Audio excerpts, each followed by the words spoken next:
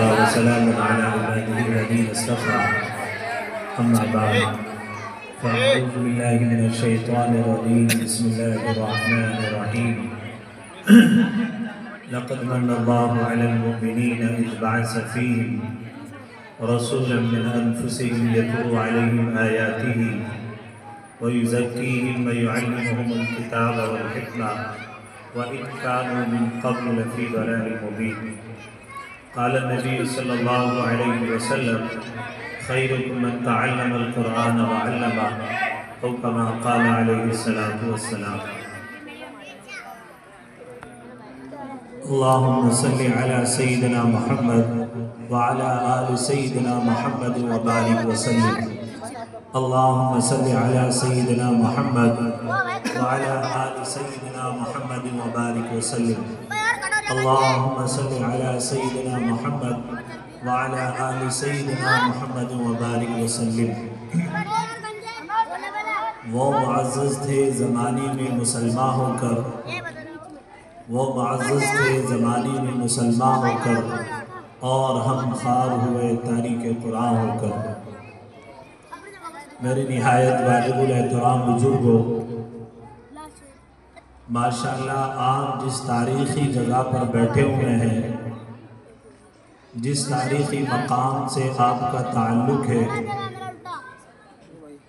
وہ انتہائی اہمیت کا حامل ہے آپ جس قصبہ کیرانہ سے تعلق رکھتے ہیں اس قصبے کیرانہ کا فیض قرآن کریم کے تعلق سے ہندوستان کی سرزمین سے نکل کر حجاز کی سرزمین تک پھیلا ہوا اور وہاں سے نکل کر قسطنطنیہ کی سرزمین تک آپ کے چھوٹے سے قصبے کا فیض پہنچا ہوا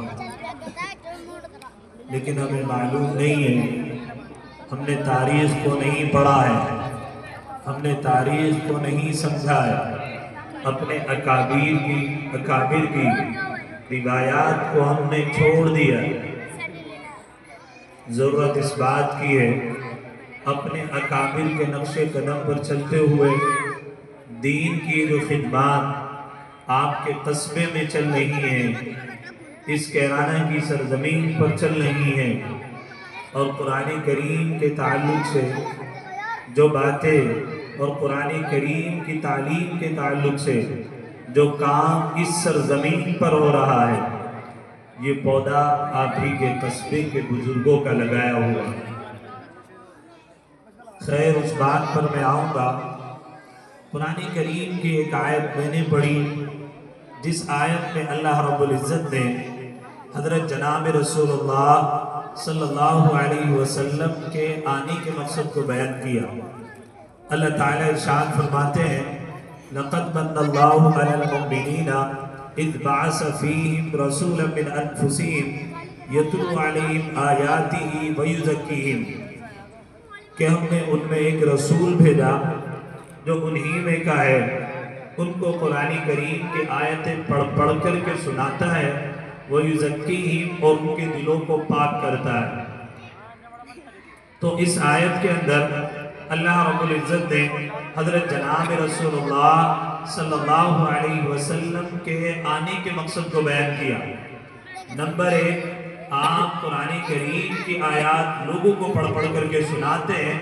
تاکہ لوگوں کا تزکیہ ہو جائے لوگوں کی دلوں کی صفائی ہو جائے حضور علیہ السلام جس دور میں تشریف لائے وہ انتہائی درجے ناپاک دور تھا لوگ ایک دوسرے کے دشمن بنے ہوئے تھے اور جس سرزمین پر نبی علیہ السلام کا وجود ہوا وہ سرزمین ایسی تھی نہ ان کے اوپر کوئی حاکم ہوتا تھا اور نہ ان کے اوپر کسی طرح کی بادشاہت کسی کی چلا کرتی تھی ہر آدمی اپنے آپ میں ایک طرح کا چودھری بنا ہوا تھا ہر آدمی خود اپنی دنیا کا بادشاہ ہوا کرتا تھا اور ساری کے سارے لوگوں کو اپنی رعایا سمجھا کرتا تھا انانیت ان لوگوں کے اندر کوٹ کے بھری ہوئی تھی ایک دوسرے سے حسد کرنا ایک دوسرے کے بارے میں کینہ رکھنا اور تکبر کے تو انتہائی درجے کو وہ لوگ پہنچے ہوئے تھے اپنی خود ساختہ شریعت بنائی ہوئی تھی کہ اپنے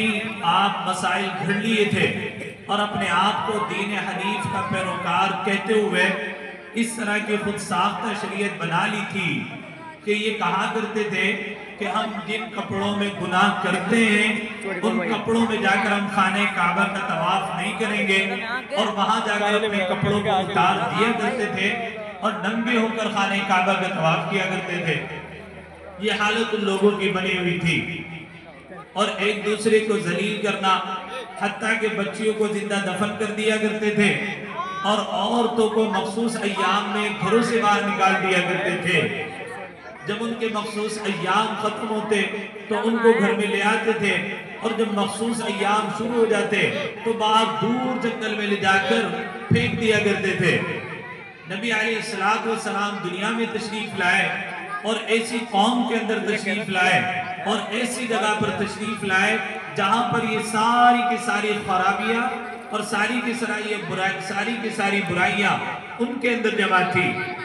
تو ان کے آ جانے کے بعد اللہ رب العزت نے سب سے پہلی وحی نبی علیہ السلام پر جو اتاری وہ فرمایا اقرأ بسم ربک الذی خلق۔ اے نبی جی آپ اپنے رب کے نام سے پڑھئے، اور دوسری وحی میں فرمایا یا ایھا المدثر قم فانذر۔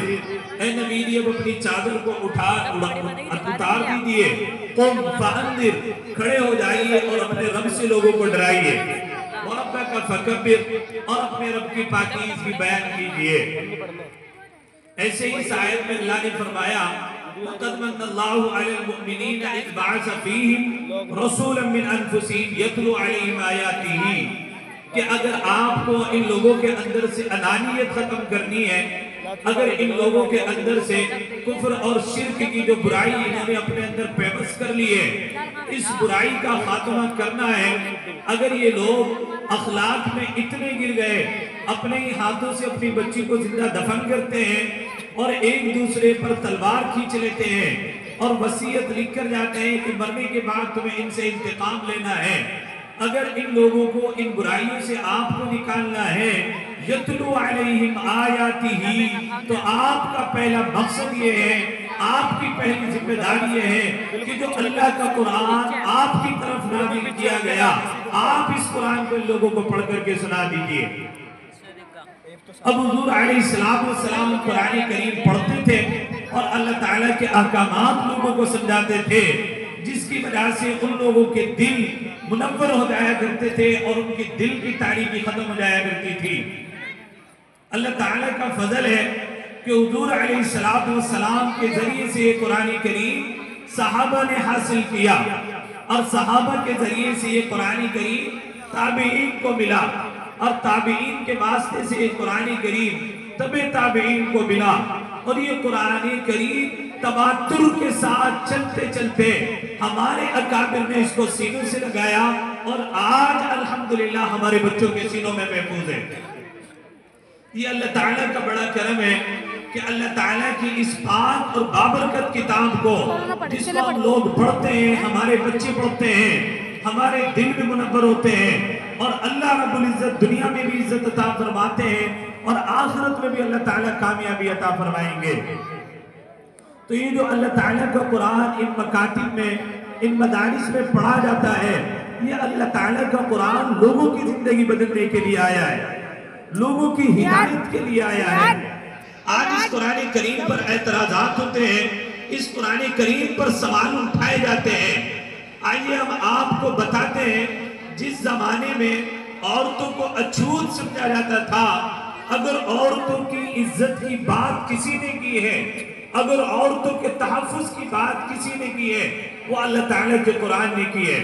اللہ تعالیٰ قرآن میں فرماتے ہیں وَإِذَا الْمَوْعُودَةُ سُئِلَتْ بِأَيِّ ذَنبٍ قُتِلَتْ، اے لوگوں جو تم بچیوں کو زندہ دفن کر دیتے ہو، تمہیں اس کے بارے میں جواب دہی ہونا ہوگا۔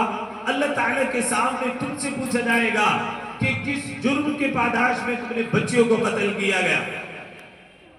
ایسے ہی عورتوں کو مخصوص ایام میں گھروں سے باہر نکال دیا جاتا تھا۔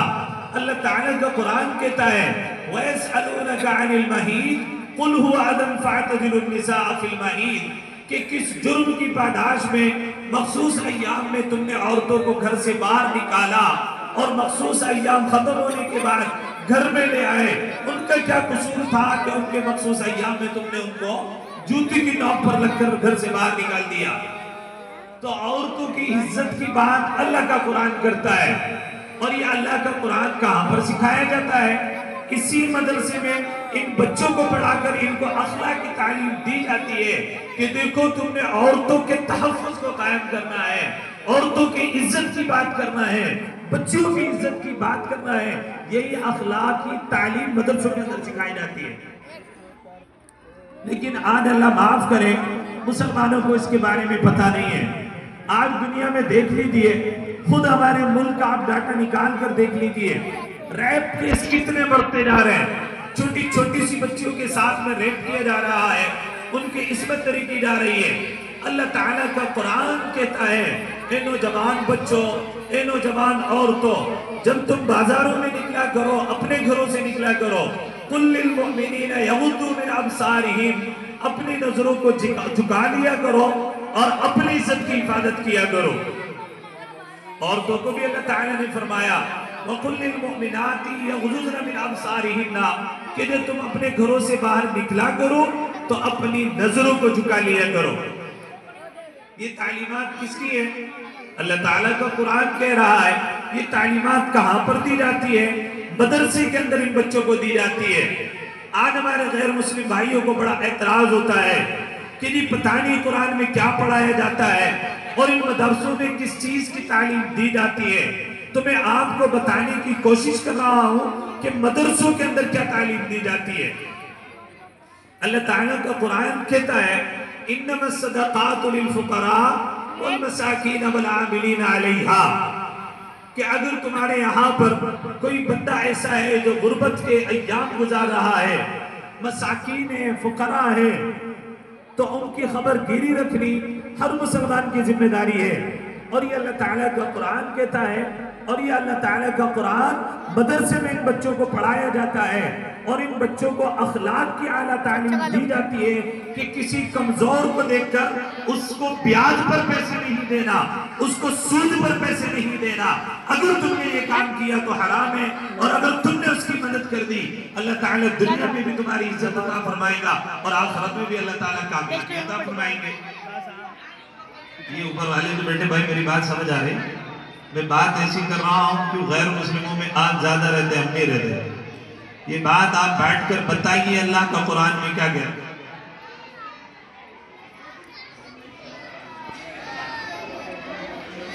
تو یہ بات اللہ تعالیٰ کے قرآن میں سکھائی گئی کہ اگر تمہارا پڑوسی مسلمان ہو یا غیر مسلم ہو، اگر وہ بھوکا ہے تو کسی مسلمان کے لیے جائز نہیں ہے اپنے گھر میں ایک لقمہ بھی دبا کر کے بیٹھے۔ آج دیکھ لیجئے کمزور ہوتا ہوا جا رہا ہے، غریب ہوتا جا رہا ہے، مالدار کی طرف کو آگے بڑھ رہا ہے۔ وہ بندھن بینک کا نظام چل رہا ہے، پیسے کے لین دین کا معاملہ چل رہا ہے، غریب کو بیٹی کو بیاہ کرنا شادی مشکل ہو گیا ہے، غریب کو کام کرنا مشکل ہو گیا ہے، بس وہ اسی جھنجھٹ میں پھنسا ہوا ہے کہ مجھے بینک کا سود کیسے ادا کرنا ہے۔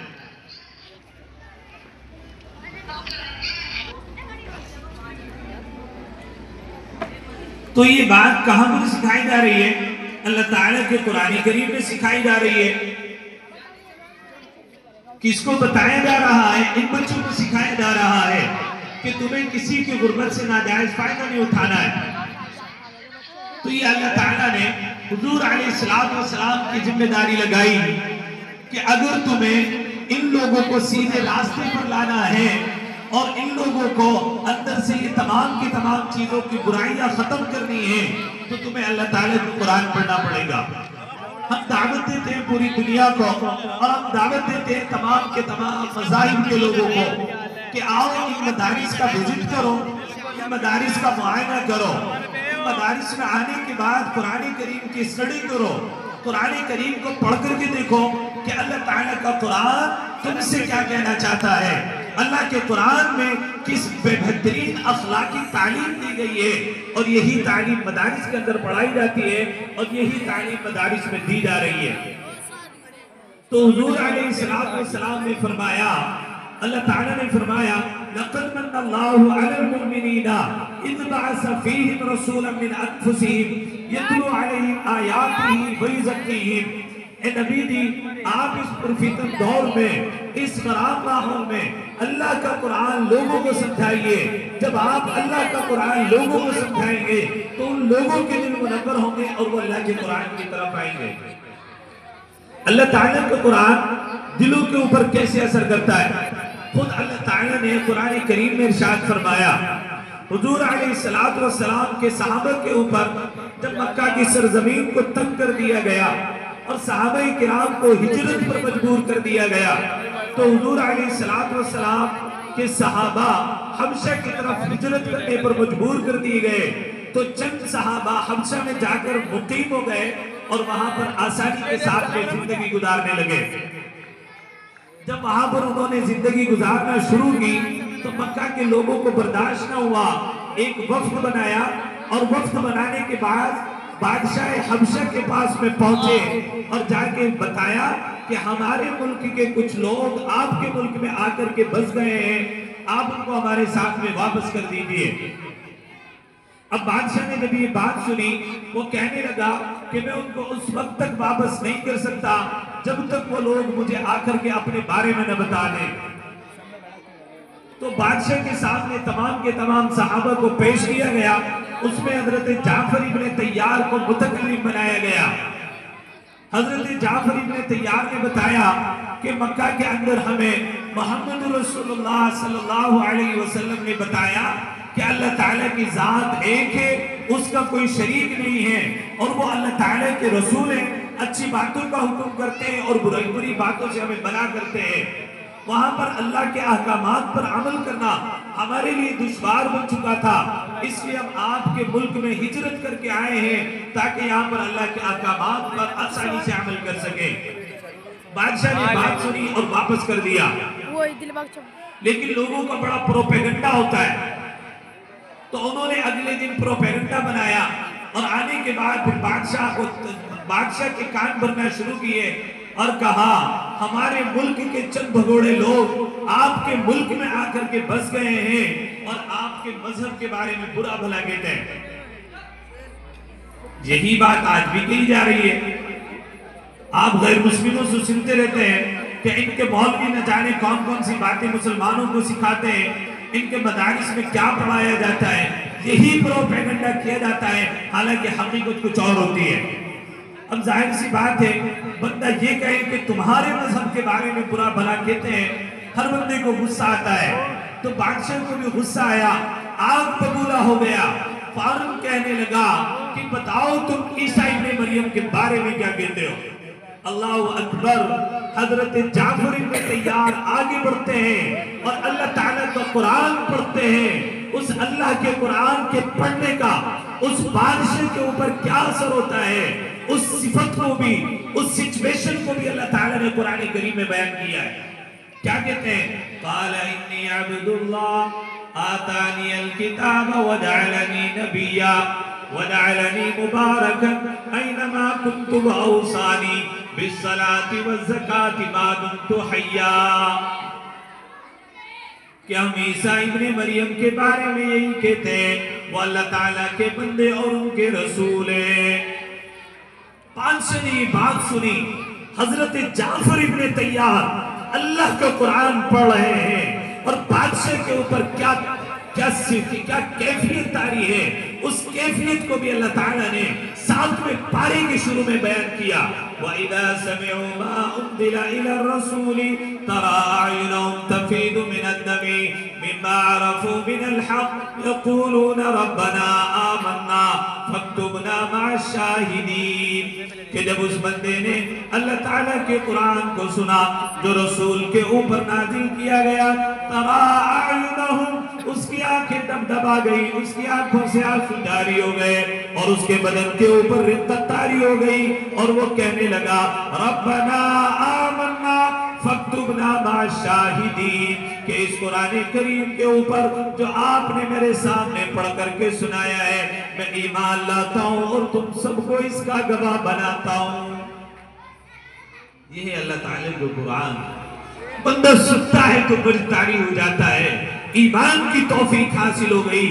اللہ کے نبی حضرت جناب رسول اللہ صلی اللہ علیہ وسلم نے کسی کی غائبانہ نماز جنازہ نہ پڑھی، لیکن حبشہ کے بادشاہ کی حضرت جناب رسول اللہ صلی اللہ علیہ وسلم نے غائبانہ نماز جنازہ پڑھی ہے۔ یہ اللہ تعالیٰ کے قرآن کی عظمت کی بنا پر۔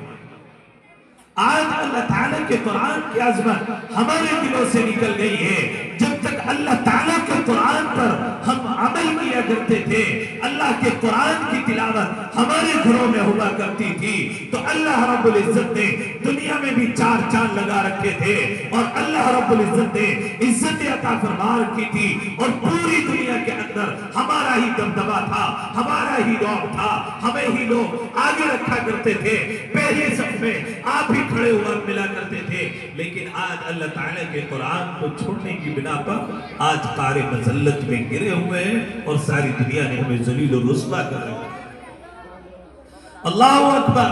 جس خطے میں آپ بیٹھے ہیں، جس سرزمین پر آپ بیٹھے ہوئے ہیں، جہاں پر آج بھی مکتب کی میں کہہ سکتا ہوں اعلیٰ تعلیم دی جاتی ہے، قاری مدثر صاحب اور دیگر یہاں میرے رفقا بیٹھے ہوئے ہیں، میں نے بہت سارے مدارس یہاں دیکھے ہیں، مکتب چلنے والے دیکھے ہیں، مسجدوں کا نظام دیکھا ہے، ان میں پڑھنے والے بچوں کا قرآن سنا ہے۔ اللہ اکبر! خیر القرون کی وہ یادیں تازہ ہو جاتی ہیں کہ یہاں پر جب ہمارے اکابر، جن کو آپ مولانا رحمت اللہ کیرانوی کے نام سے جانتے ہیں، جن کو آپ وحید السما کیرانوی کے نام سے جانتے ہیں، جن کو آپ سعید السما کے نام سے جانتے ہیں، وہ یہی کے اللہ والے تھے، وہ یہی کے پروردہ تھے۔ اللہ اکبر! اسی قرآن کو آگے لے کر کے بڑھے تھے، اسی قرآن کو مکتب میں پڑھایا کرتے تھے۔ آج اللہ تعالیٰ نے ان کا فیض یہاں کیرانہ کی سرزمین سے لے کر حجاز کی سرزمین تک، اور حجاز سے لے کر قسطنطنیہ کی سرزمین تک پھیلایا ہوا ہے۔ اللہ اکبر! جس طرح آج یہاں کے مکتبوں میں بہترین اعلیٰ تعلیم دی جاتی ہے، بہترین لب و لہجے کے ساتھ میں نے طلبہ کا بارہا قرآن سنا ہے، مجھے مزہ آتا ہے، دلچسپی ہوتی ہے۔ میری تو تمنا یہ ہے ہمارے ہر خطے میں، ہر قصبے میں، ہر دیہات میں جس طرح کیرانہ کے علماء نے اپنی تنظیمیں بنا رکھی ہیں، کیرانہ کے علماء نے مکاتب کے نظام کو بہترین انداز میں قائم کر رکھا ہے، ہر خطے میں قائم ہونا چاہیے، ہر گلی کوچے میں قائم ہونا چاہیے۔ اور اللہ اکبر! قابل مبارکباد ہے آپ کے یہ سادے محترم قاری مدثر صاحب، جو بہترین لب و لہجے کے ساتھ اور بہترین عمدہ طریقے سے آپ کے بچوں کو قرآن کریم پڑھا، اور یہ ساری کی ساری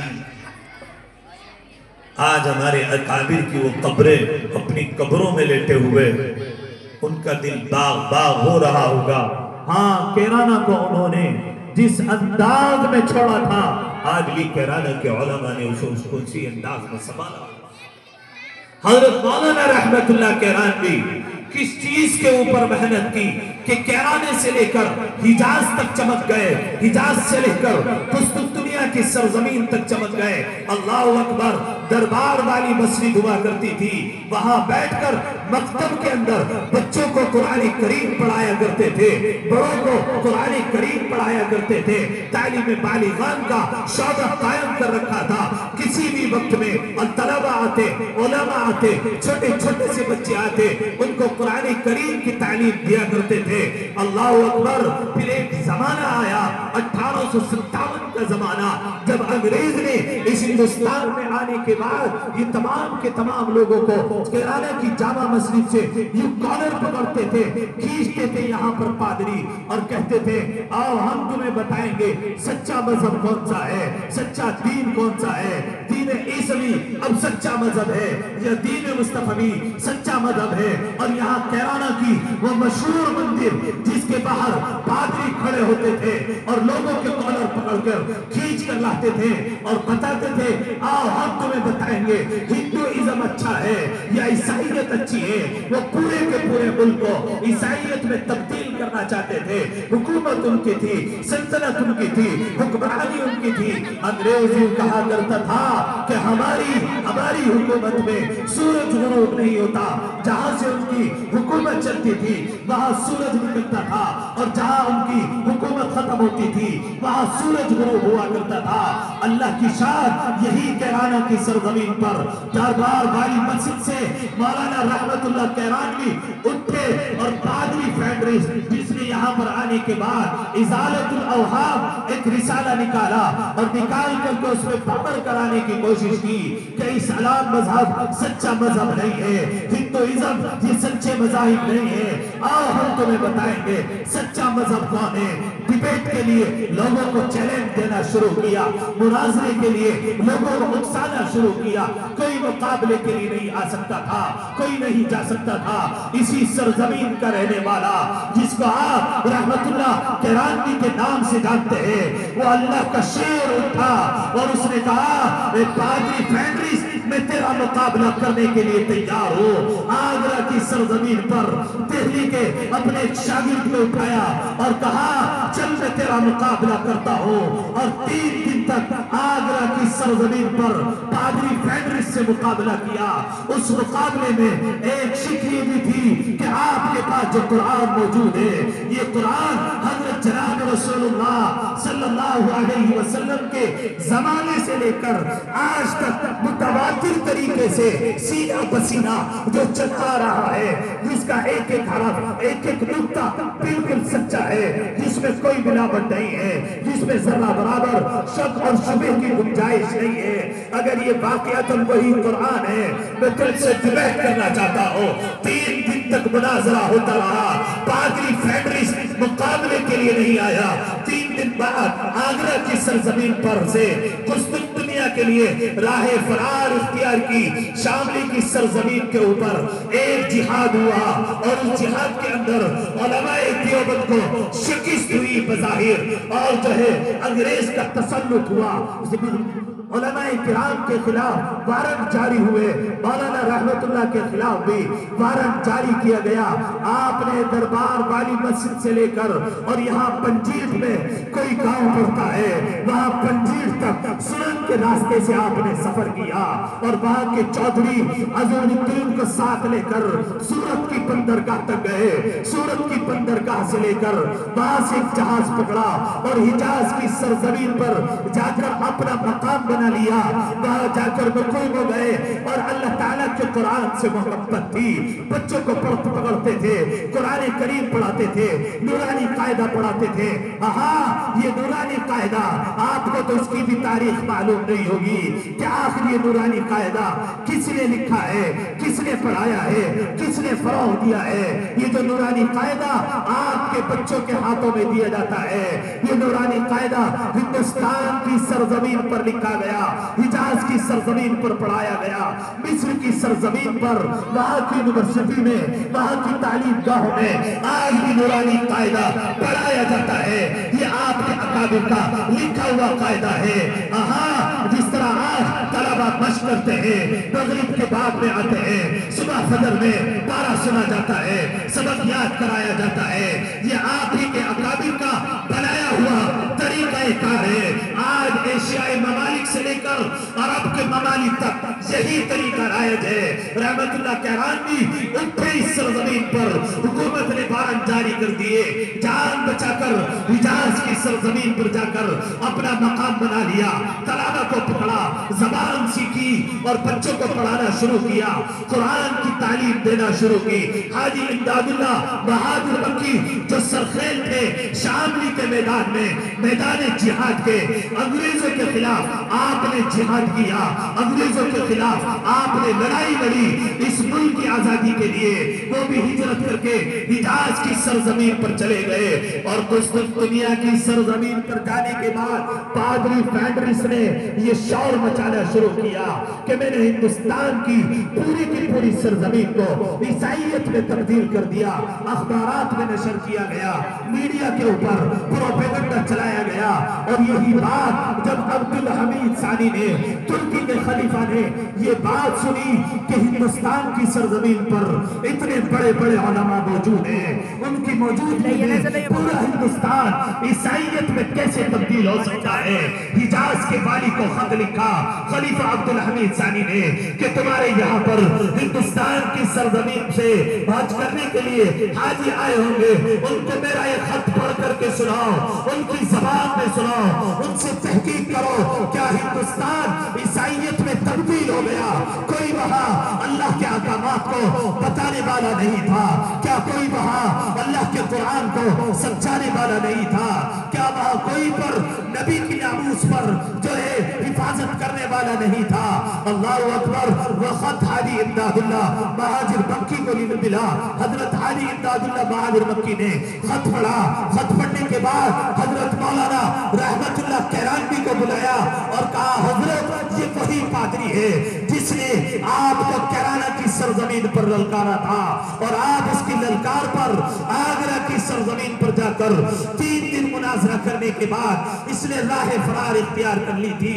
آج حجاز کی سرزمین پر، قسطنطنیہ کی سرزمین پر، عرب ممالک میں اس نے یہ باور کرا دیا ہے کہ ہندوستان کے تمام لوگ عیسائی بن چکے ہیں۔ آپ جائیں اور اس کو جا کر کے مناظرہ کریں، اس سے جا کر کے مقابلہ کریں۔ مولانا رحمت اللہ کیرانوی نے حاجی امداد اللہ مہاجر مکی کو کہا کہ آپ خلیفہ عبدالحمید ثانی کو جواب لکھ دیجئے کہ رحمت اللہ اس سے آج بھی مناظرے کے لیے تیار ہے۔ خلیفہ عبدالحمید ثانی نے مولانا رحمت اللہ کیرانوی کو حجاز کی سرزمین سے قسطنطنیہ کی سرزمین پر بلایا اور بلانے کے بعد کہا مناظرے کے لیے آپ تیار ہیں؟ کہا ہاں میں تیار ہوں۔ پادری فیڈرس کے تاریخ طے کر دی گئی، ڈیبیٹ کے لیے بلانا تھا۔ کئی دن گزر جانے کے بعد پادری فیڈرس مقابلے کے لیے نہیں آیا، اس کے شاگرد مقابلے کے لیے آئے۔ 7 دن تک مناظرہ چلنے کے بعد شکست کے فاش تسلیم کر لی۔ سینکڑوں عیسائی اسی مجلس میں کلمہ لا الہ الا اللہ پڑھ کر کے مسلمان ہو گئے ہیں۔ خلیفہ عبدالحمید ثانی نے کہا آپ قسطنطنیہ سرزمین کو اپنا مقام بنا لیجئے، اپنا ٹھکانہ بنا لیجئے۔ اللہ اکبر۔ اسی خطے کے رہنے والے اس اکابر نے، اس عالم نے، اس مولانا نے کیا کہا کہ میں اللہ کا قرآن ایک چھوٹی سی مسجد میں بیٹھ کر کیرانہ کی سرزمین پر بیٹھ کر پڑھایا کرتا تھا۔ حکومت نے پڑھانے پر پابندی لگا دی، اس لیے اللہ کے گھر میں آ کر میں نے جائے امن حاصل کر لیا ہے۔ اب میں مکہ المکرمہ میں طلبہ کو پڑھاتا ہوں، میں یہاں پر اپنا ٹھکانہ نہیں بنا سکتا۔ واپس حجاز میں آنے کے لیے آپ نے خلیفہ کو کہہ دیا۔ خلیفہ نے کہا ہمارا روزانہ ان سے مقابلہ رہتا ہے، ان سے مناظرہ رہتا ہے، آپ کو کتاب لکھ دیجئے، آپ کتاب لکھ دیجئے۔ اللہ اکبر۔ حضرت مولانا رحمت اللہ کیرانوی نے اظہار الحق نام سے ایک کتاب لکھی۔ قیامت تو آ سکتی ہے، قیامت کا سورج مغرب سے تو طلوع ہو سکتا ہے، لیکن عیسائی دنیا میں آج تک مولانا رحمت اللہ کیرانوی کے ان سوالوں کا جواب دینے والا کوئی پادری پیدا نہ ہو سکا، کوئی بچہ پیدا نہ ہو سکا۔ اللہ اکبر۔ یہ آپ ہی کے کیرانہ کے اکابر تھے۔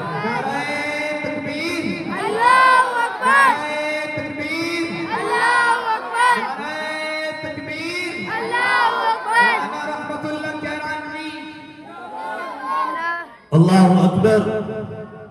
آگئے حجاز میں آنے کے بعد اظہار الحق نامی کتاب لکھی۔ آج الحمدللہ مفتی تقی عثمانی نے، ہاں یہی وہ عثمانی خاندان جو پانی پت کی سرزمین سے چل کر آپ کے شہر آپ کے قصبہ کیرانہ کے اندر آ کر جس نے مقام بنا لیا تھا۔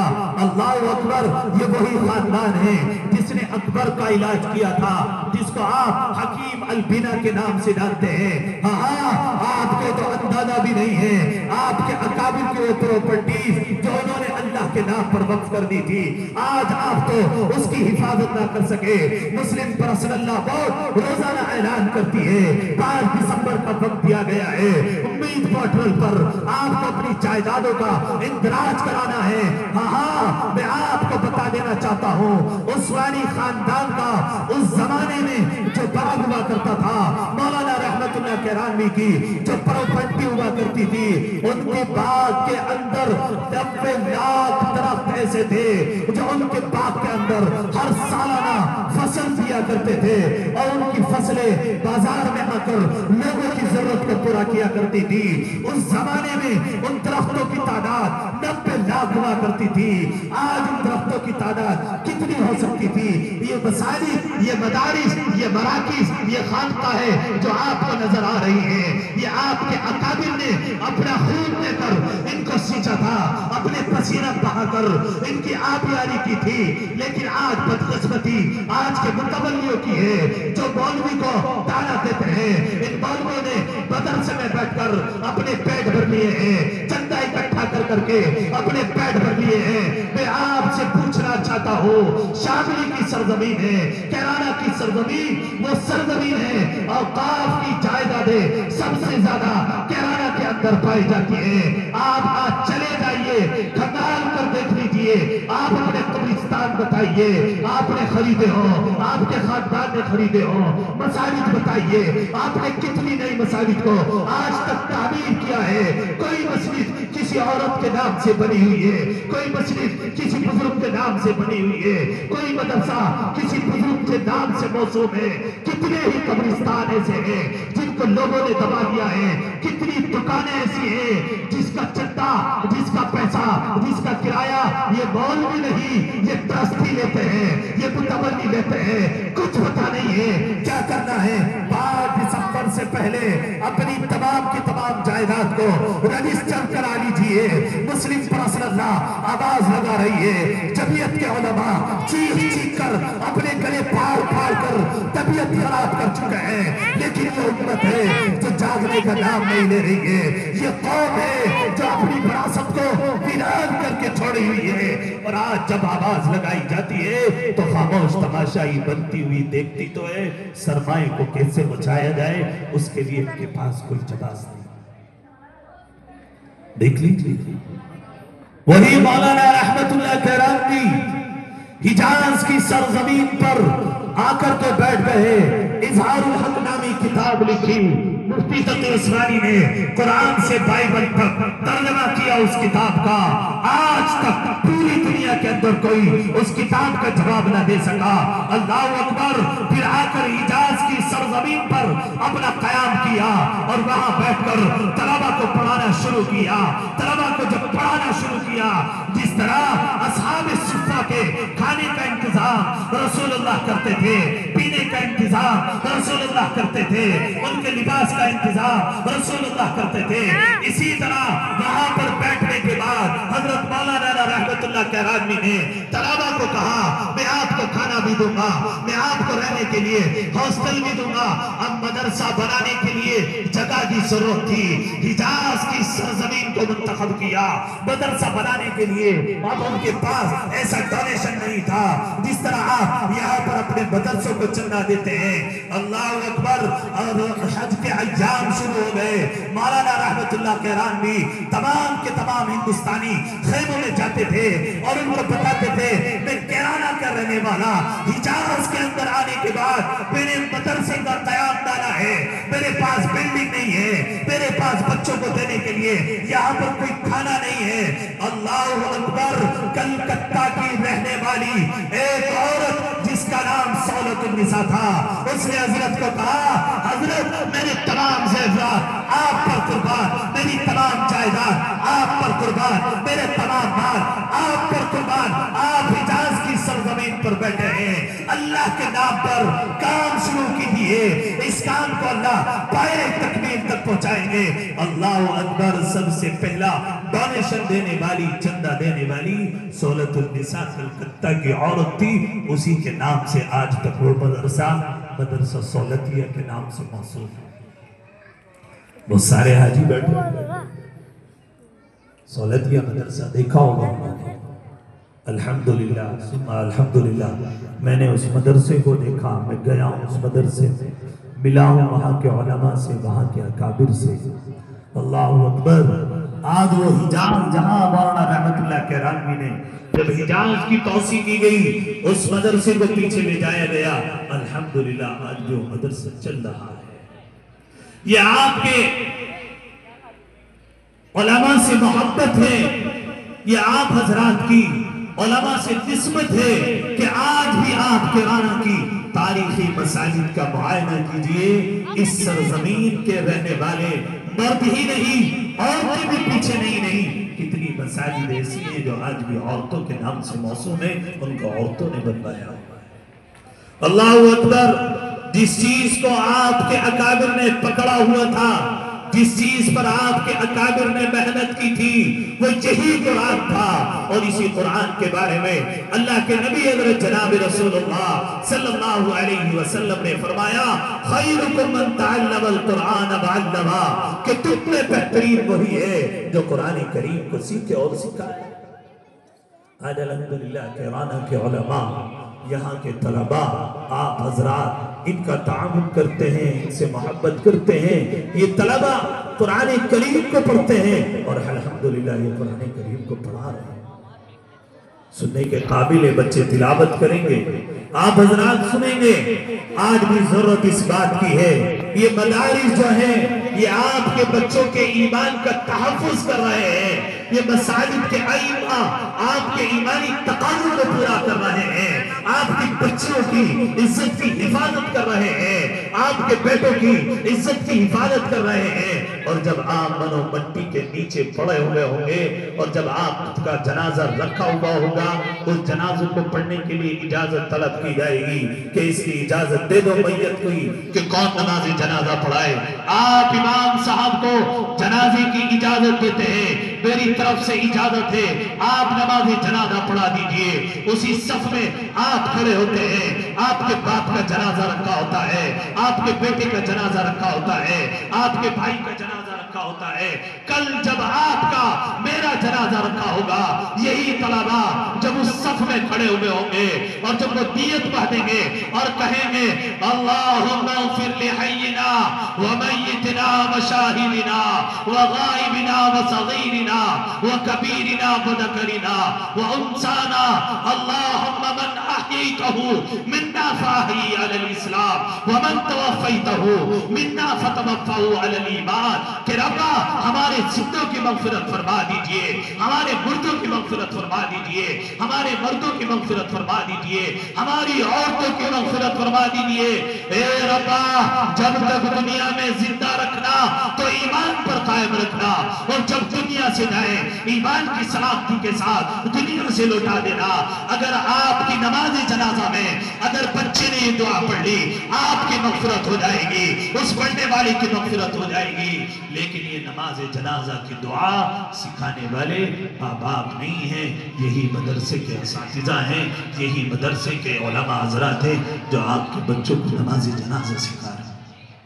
میرے بھائی بزرگوں دوستوں, ضرورت اس بات کی ہے, اللہ کے نبی حضرت جناب رسول اللہ صلی اللہ علیہ وسلم کا جو مشن تھا, لقد من الله على المؤمنين إذ بعث فيهم رسولا من أنفسهم يتلو عليهم آياته ويزكيهم ويعلمهم الكتاب والحكمة.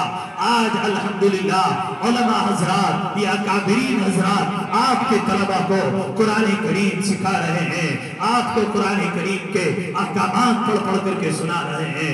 ہماری ذمہ داری بنتی ہے ان کے معاون بنے, ان کے مددگار بنے, اور جو چند باتیں بیان کے بیچ میں کہہ دی گئی ہیں ان کے اوپر ذرا توجہ دیں. اپنے متولیان حضرات سے جا کر کے معلوم کریں ان کے کاغذات کہاں ہیں.